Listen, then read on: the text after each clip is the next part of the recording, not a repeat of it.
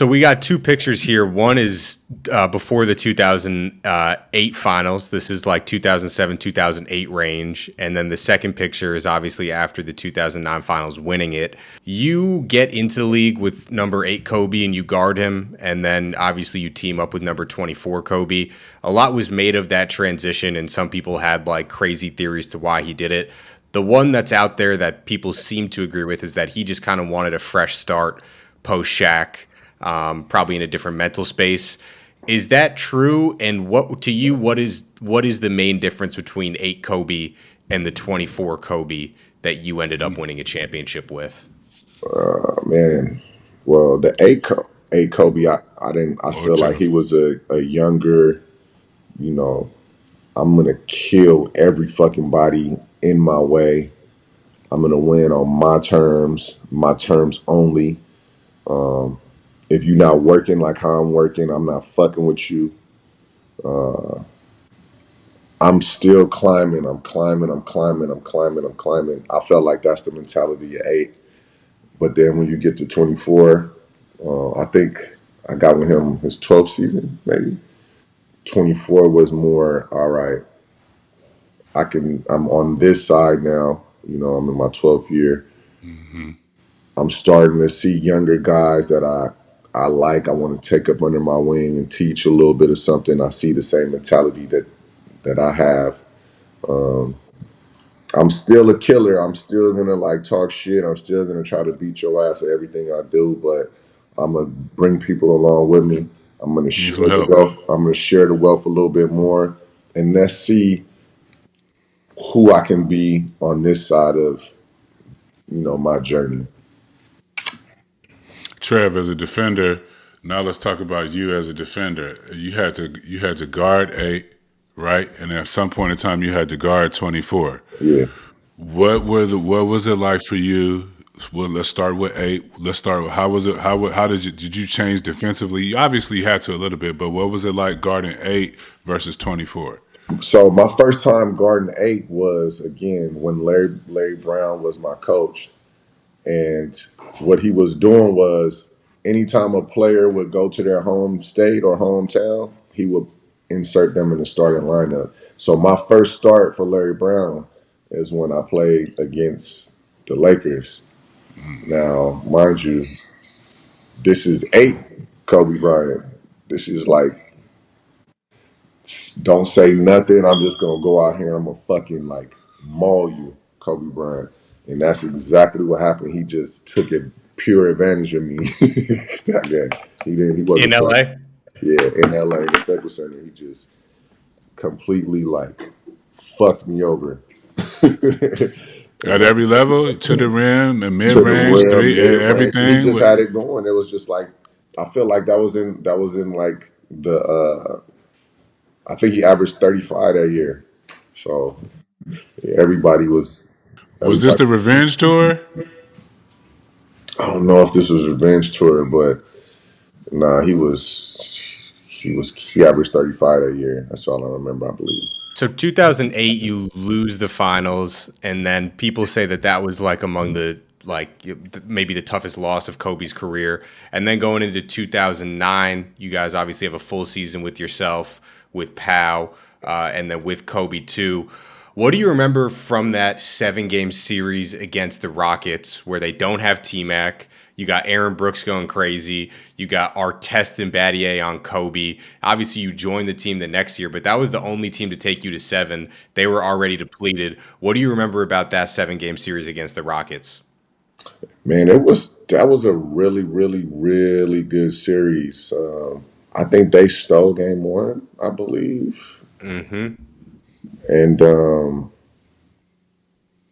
it was good. But it was no games that was really close. It was every game was like a blowout, And I think for us, them beating us game 1, that woke us up. That turned something else on because again, you think, all right, T Mac is not going to be there. That's 27 points that you taking off the table right there. Hmm. You know what I mean? But in the playoffs, you can't even think about anything like that because everybody is geared up, focused on this moment.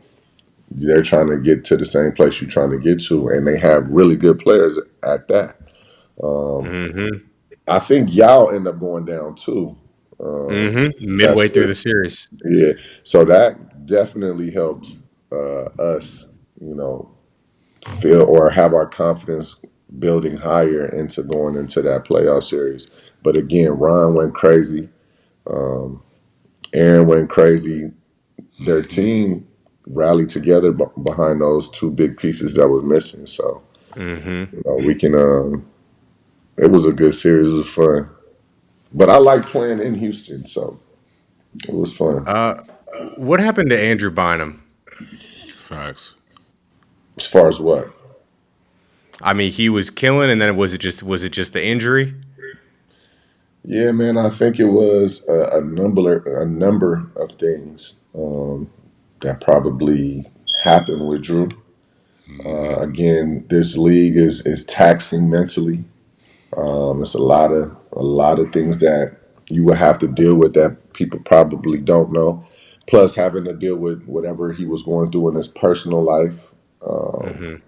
Those things could all take you off your course, man, knock you off your square. So life happened, I would say. And again, we don't know if he's in a space or a state where he's cool with where he is. You know, you never know. But as far as his game is concerned, he was what, one of the youngest players drafted in the history of the game. Mm-hmm. And he just blossomed and got better and better and better and better every single year. So, and we're judging off his career and what he did do up until the point where he wasn't healthy enough to play. I thought he got better and better and better every year. He I was would a have to agree monster. with you. He was for real. I would have to Seven agree with one, you. yeah, 7-1 post moves. He developed some semblance of a jump shot out Come to like 10, exactly a 12 feet. jumper. You know what I Yeah, mean? Then he that learned little to put, hook. he could get it on the foot. But yeah, so I mean, I Hmm. like AB. Yeah, both hands, left Yeah. and right, big. And Hmm. he came in the game with knee and back issues already.